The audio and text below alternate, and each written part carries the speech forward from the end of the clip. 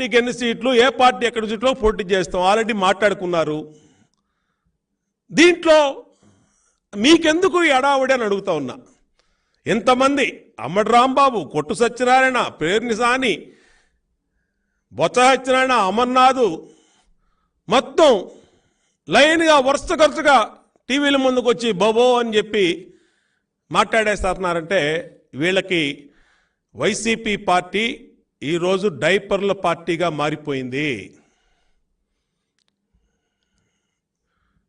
ప్రతి అంశానికి ఉలిక్కిపడి భయపడుతున్నారు. వైనాట్ 175/175 అన్నటువంటి వైసీపీ పార్టీ అధినేత కానించి కార్యకర్త వరకు జనసేన, తెలుగుదేశం అంటేనే నిద్రలో కూడా కారులో ప్రయాణం చేస్తా కూడా డైపర్లు పెట్టుకొని ప్రయాణం చేసే పరిస్థితి వచ్చింది. ఈ కూటమికి వీళ్ళు గడగడలాడుతూ ఉన్నారు. ఖచ్చితంగా ఇవాళ మాట్లాడినటువంటి వీళ్ళు ఊళ్ళో పెళ్లికి కుక్కల అడావుడిలాగే మాట్లాడుతూ ఉన్నారు. జనసేన తెలుగుదేశం పార్టీ పొత్తు స్వచ్ఛమైనటువంటి పొత్తు, ట్రాన్స్పరెన్సీతో ఉన్నటువంటి పొత్తు. దీంట్లో స్పష్టంగా ఒక అవగాహనతో, పూర్తి అవగాహనతో ఈ రాష్ట్రం మేలు కోసం పెట్టుకున్నటువంటి పొత్తు. ఈ అవగాహనతోనే ముందుకెళ్తామని వైసీపీ పార్టీని తెలియజేస్తాం.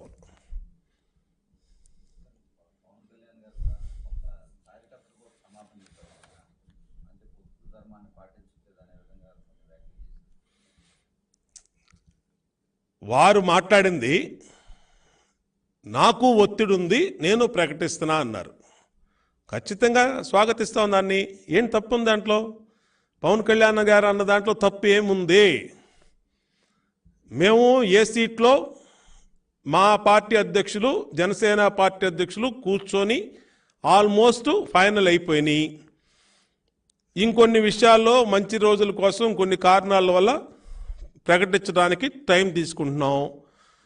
ఇవాళ రిపబ్లిక్ డే, ఆయనకి పవన్ కళ్యాణ్ గారికి కూడా కొన్ని సీట్లు ప్రకటించాలని ఆయనకి ఉంది.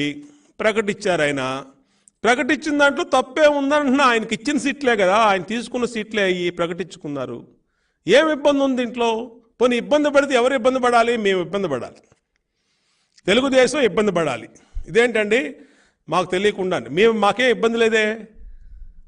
నేను ఇప్పుడు చెప్తున్నాం కదా మీడియా ముందు, పవన్ కళ్యాణ్ గారు ప్రకటించిన సీట్లలో మాకే ఇబ్బంది లేదు.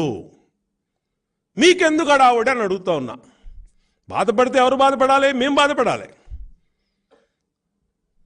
మీరెందుకు గోతికాడ నక్కల్లాగా ఎప్పుడు వీళ్ళకి బ్రేక్ అవుద్దా, ఎప్పుడు తగాదాలు వస్తాయా, ఎప్పుడు ఏదో విధంగా తగాదాలు పెడదామా, ఎవరినో ఒకళ్ళు రెచ్చగొడదామా, ఏదో విధంగా ఈ పొత్తుని బ్రేక్ చేద్దామని ఎందుకు అనుకుంటున్నారు? ఎందుకు అంత గోతికాడ నక్కల్లాగా కాసు కూర్చున్నారు మీరు? ఇవాళ ఆయన అనౌన్స్ చేసి గంట కూడా అవలా, 1-2 గంటలు అయి ఉంటుంది. దీంట్లోనే 5గురు మాట్లాడేశారు. అసలు మీకెందుకండి మా పొత్తుల గురించి, మా సీట్ల గురించి మీకెందుకు అంటున్నా? వైసీపీ వాళ్ళకి మీరెవరు? ఆయన 2 కాకపోతే 4 ప్రకటిస్తారు, లేదా ఇంకోటి చేస్తారు. దానికి ఏదైనా ఉంటే మా అధినేత చంద్రబాబు నాయుడు గారు ఆయన మాట్లాడుకుంటారు. మీకెందుకు ఇవన్నీ? మీరు కాపు కులానికి మేలు చేసేవాళ్ళు అయితే కాపు రిజర్వేషన్ సాధించండి. చేత కాకపోతే నోరు మూసుకొని పొండి, ఎలాగో 70 రోజుల్లో పోతున్నామని హ్యాపీగా ఇంటికి వెళ్ళిపోతున్నామని మీ జగన్మోహన్ రెడ్డి చెప్పాడు కదా. అందరూ పెట్టే వేళ సర్దుకోండి. మాది ఒక పవిత్రమైన పొత్తు, మీది చీకట్లో పెట్టుకున్న మీ పొత్తుది. చీకట్లో మీరు అనేక పార్టీలతో పెట్టుకుంటున్నారు. కేసుల కోసం, స్వలాభం కోసం, అప్పుల కోసం, సిబిఐ ఎన్ఫోర్స్మెంట్ డైరెక్టర్ ఈడీ కేసుల కోసం, వివేకానంద రెడ్డి గారి హత్య కేసు కోసం మీరు పొత్తులు పెట్టుకుంటున్నారు. రాష్ట్రంలో చిన్న పిల్లలని చెప్తారు మీరు ఎవరితో చీకటి పొత్తు పెట్టుకుంటున్నారో. కాబట్టి మా దాని గురించి మీకెందుకు అని అడుగుతా ఉన్నా.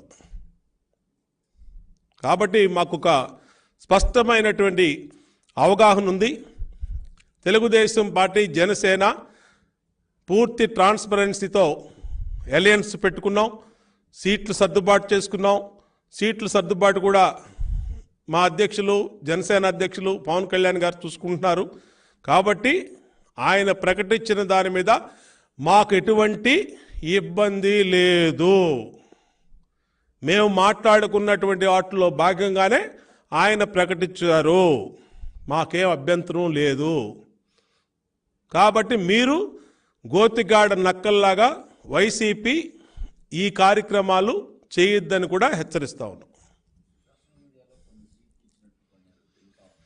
సోషల్ మీడియాలో కంప్లీట్గా ఏదైతే ఐపాక్ టీం అని పనిచేస్తూ ఉందో వాళ్ళకి social media team Sajjala Ramakrishna Reddy కొడుకు దానికి ఇన్ఛార్జిగా ఉన్నాడో చాలా దుర్మార్గంగా మొన్న మేము ఒక 108 సీట్లకి అంటే మా పార్టీ ఎన్ని సీట్లలో పోటీ చేయాలో కూడా వైసీపీ తాడేపల్లిలో డిసైడ్ చేస్తుంది.